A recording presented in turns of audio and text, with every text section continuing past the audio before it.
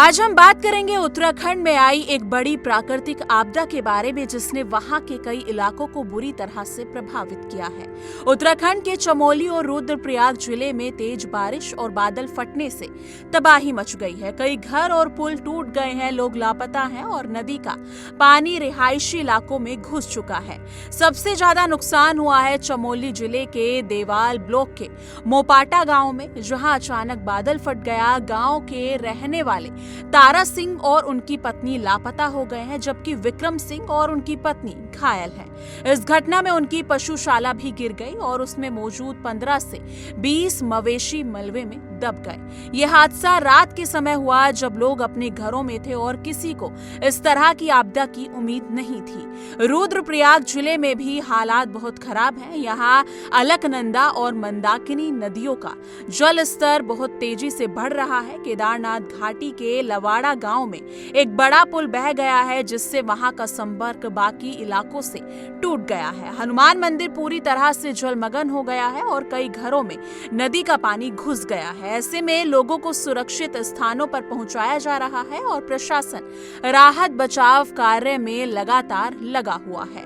मुख्यमंत्री पुष्कर सिंह धामी ने इस घटना पर दुख जताया है और कहा है कि राहत और बचाव का काम युद्ध स्तर पर किया जा रहा है। मुख्यमंत्री खुद स्थिति पर नजर रख रहे हैं और अधिकारियों से लगातार संपर्क में हैं। उन्होंने लोगों से अफवाहों से बचने और प्रशासन का सहयोग करने की अपील की है।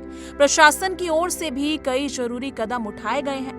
रुद्रप्रयाग के जिलाधिकारी प्रतीक जैन ने बताया कि बसु केदार क्षेत्र में भारी बारिश के कारण 4 मकान बह गए हैं, लेकिन राहत की बात यह है कि सभी लोगों को सुरक्षित निकाल लिया गया है। एसडीआरएफ और एनडीआरएफ और पुलिस की टीमें लगातार प्रभावित क्षेत्र में काम कर रही हैं। आइए सुन लेते हैं वहां के लोगों की आप बीती। क्या हुआ था सर? वही आपदा आई थी और 1 बजे करीबन भयंकर त्रासदी हुई सैकड़ों ग्राम सभा में और प्लस हमारी थराली तहसील थराली में।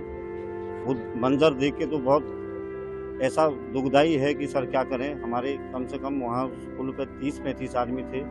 बड़ी मुश्किल से हमारे गांव वालों के लोगों ने बड़ी मदद करी उस रात को। हमें जानते हैं कि वो रात कैसी कटी हमारे लिए, और हमारे यहाँ पे ताऊ जी नहीं रहे, अभी तक भी उनकी बॉडी नहीं मिल पाई। कैसा माहौल था उस समय जब एकदम से बादल फटा? क्या हुआ था? क्या बताएं सर, हमारे तो होश ही उड़ गई वहाँ पे भी। क्या करें हम, ऐसी आपदा आएगी क्या बताएं। आज 12-12:30 बजे के करीब जो परसों जो बादल फटने की घटना हुई थी और कई जगहों पर एक साथ बादल फटा था। थराली में 2-3 स्थानों पर, उसके बाद सगवाड़ा गांव में, फिर उसके अलावा जो चेपड़ू गांव था वहां पर ये बादल फटने से रात को काफी अफरा तफरी का माहौल रहा। और चूंकि मलबा ज्यादा आ गया था तो बहुत दिक्कतें हुई है, लेकिन कल दिन भर में हमारी लगभग 11-12 जगहों पर हमारी जो सड़कें बाधित हो गई थी वो यातायात खोल दिया गया है। आज संभावना यह है कि चेपड़ों तक हमारी सड़क 12 बजे तक खुलने जा रही है। इसमें 2 लोग हताहत हुए हैं, जिसमें एक जल्दी रिकवर हो गई है और जो चेपड़ों वाली है उसको आज रिकवर होने की उम्मीद है, क्योंकि वहां पर मलबा ज्यादा आ गया था। जहां तक तात्कालिक रूप से जिला प्रशासन और शासन प्रशासन की ओर से यहाँ पर राहत कार्य को देखते हुए लोगों को सुरक्षित स्थानों पर ले जाया गया है। 2-3 रिलीफ केंद्र यहाँ पर बनाए गए हैं। एक हमारे पॉलिटेक्निक कुलसारी में बनाया गया जहाँ लोग रात को रह रहे हैं। इसी प्रकार हमारा इंटर कॉलेज थराली और तहसील परिसर को भी राहत सेंटर के रूप में बनाया गया है और जिलाधिकारी यहाँ पर मौजूद हैं और उप जिलाधिकारी और स्थानीय प्रशासन हमारा पूरा यहाँ पर लगा हुआ है। और अब स्थिति इस प्रकार की है कि केवल आज माननीय मुख्यमंत्री जी भी दौरे पर आ रहे हैं और मैं ये समझता हूँ कि जिस प्रकार का नुकसान हुआ है, निश्चित रूप से आगे आने वाले समय के लिए एक बृहद कार्य योजना और भूगर्भीय दृष्टि से इसका सर्वेक्षण करके कहीं न कहीं इस बात को देखना पड़ेगा। सावधानी के तौर पर कई जिलों में स्कूल बंद कर दिए गए हैं। रुद्रप्रयाग, चमोली, बागेश्वर, हरिद्वार और पिथौरागढ़ जिले के सभी स्कूलों को आज बंद रखने का आदेश जारी किया गया है।